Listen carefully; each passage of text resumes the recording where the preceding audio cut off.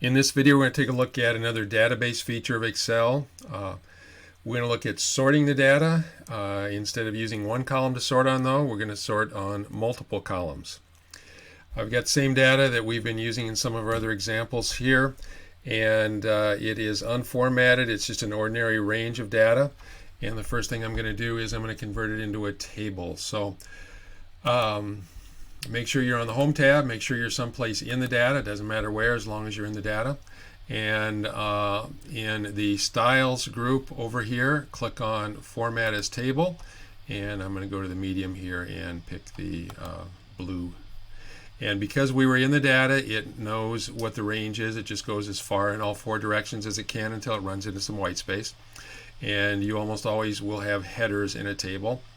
And so I'm going to leave that turned on and then click on OK. And so now I've got my data format as a table, and I have the ability here to sort on a single key and sort by color and do some filtering.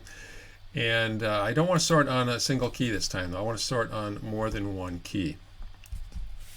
So let's go again to our data tab up here, and again we're in the sort and filter group right here.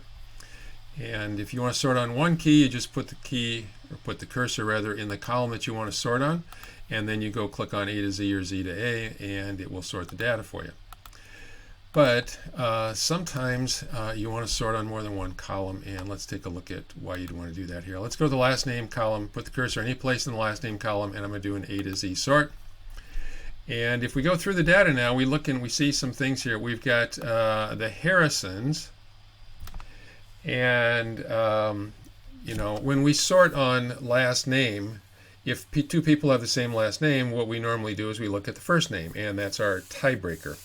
And if we're sorting text, we usually want that to be alphabetical. This is not alphabetical. Henry should be first, but we didn't say anything about looking at any other column other than the last name column, so it doesn't know what to do. The reason that William is before Henry is because Excel does something called a stable sort, which will leave the data, if there's a tie here, it will leave the data in the original order. And William was originally on row number 9, and Henry was originally on row number 23 of the table, so they will stay in order. If I go down here and look a little bit further down at the Johnsons, I've got Andrew and Lyndon. This is in the correct order, only because Andrew was first before I started my sort. If I go down here a little bit further and look at the Roosevelts, Theodore is first. F should be first. Franklin should be before Theodore, but originally in the data, Theodore was at location 26 and Franklin was at location 32, so they stay in that order. So if I want to sort on more than one column, what I want to do is I want to tell Excel to sort the data based on last name. But then if there's a tie, I want to tell it which other column to look at. And the column I'm going to have it look at is going to be the first name column. So let's go up here to our multiple sort button. And you can tell that this is for sorting on more than one column because it actually shows you two columns. So it looks, you know, it's trying to tell us here that we can sort one column from Z to A, and then we can pick another column we can sort from A to Z.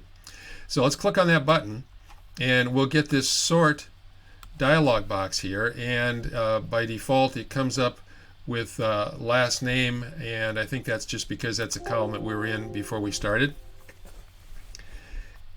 And I want to sort on last name, which is correct. I want it to be in A to Z order, alphabetical order or ascending order.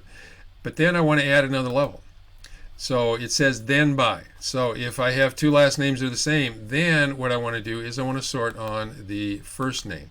And if I click on OK now, you didn't see much happen there because not a lot changed. But if we look here at the two Harrisons, now we have Henry before William, H before W. If we look at the two Johnsons, they stayed the same because they just happened to be in alphabetical order by chance. And if I look at the Roosevelts down here, F is now before T. Franklin comes before Theodore. So the only thing that really changed when we did that was the two Harrison values got flip-flopped and the two Roosevelt values got flip-flopped because those were the only ones where there was a tie and we needed to apply a tiebreaker. So If you want to sort on more than one column, that's what this button is for. We're going to look at one more example. We're going to sort first by department, then we're going to sort by advisor, and then we're going to sort by number of credits. We're going to have to sort on 3 columns this time. So just make sure the cursor is someplace in the data. Don't select anything before you start. And let's go to our sort button here, and it's going to keep the levels from last time, and I'm just going to delete the levels. And then I'm going to start over adding new levels, and the first thing I want to do is I want to sort on the major, and I want that to be alphabetical, A to Z. Then I'm going to add a level. If the majors are the same, then I want the students sorted by their advisor, and that's also text, so that's going to be A to Z. And then if they're the same advisor, then I want them sorted in order from senior down to freshman, and that's going to be determined by looking at the credits column. And if I want senior at the top, you notice this is a number column, so the order wording got changed over here from smallest to largest instead of A to Z. But I want seniors at the top, so I want largest to smallest, and then click on OK. And now if you take a look at the major column here, this appears to be in alphabetical order by major. And then let's take a look at, let's go right here. We've got some business majors, and they're all grouped together. Biology comes before, chemistry comes after.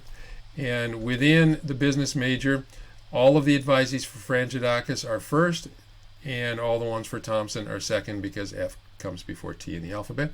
And then if I look at the students just for Frangidakis, his are going to be in descending order. And if I look at just the students for Thompson, they're going to be in descending order as well. So you can sort on multiple columns. I've never actually gone up here and tried to see what the limit is.